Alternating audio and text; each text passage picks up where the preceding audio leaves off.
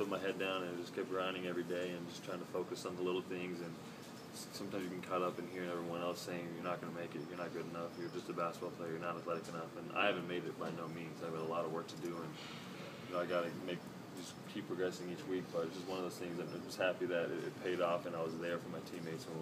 Did you hear from Ben Watson or anything? Or I mean, I don't know how close you guys were last year.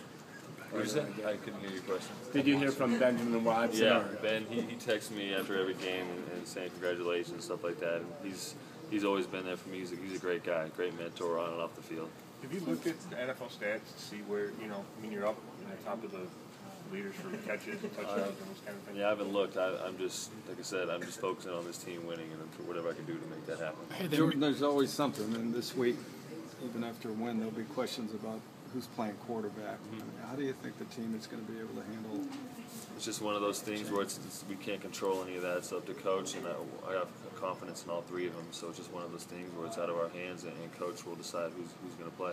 Can you talk about how Brian here managed the game, just in terms of pocket presence, poise, huddle, all that?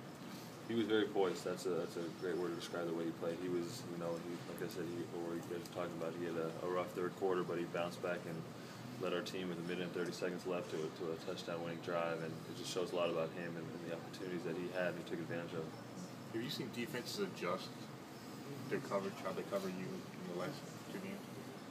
No, it depends. Like, I know we had some looks from the Chicago game when Minnesota played them. They had a 52 on, bending a lot. They didn't do it this game, so it's just depending on what they like and what they think is best maximizes their opportunities. And might get different looks this week. We play great defense, so it's going to be a definite challenge.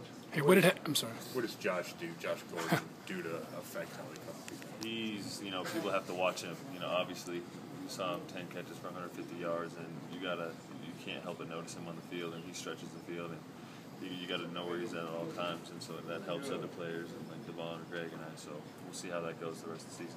How much has your position coach, John Emery, helped you with the success that you've been having over the course of these past 3 games? He's been a big part of it. He knows what he's doing, and I trust that whatever he's telling me to do is going to work, and it's been shown the last 3 weeks. And he's really detailed, and I think it's the most important thing for me as a young player to get these details down and really focus on those things. And he does a great job of that and gives me a lot of confidence. Hey, does that talk about you being a former basketball player? I mean, did that inspire you to kind of, I'm an NFL tight end now.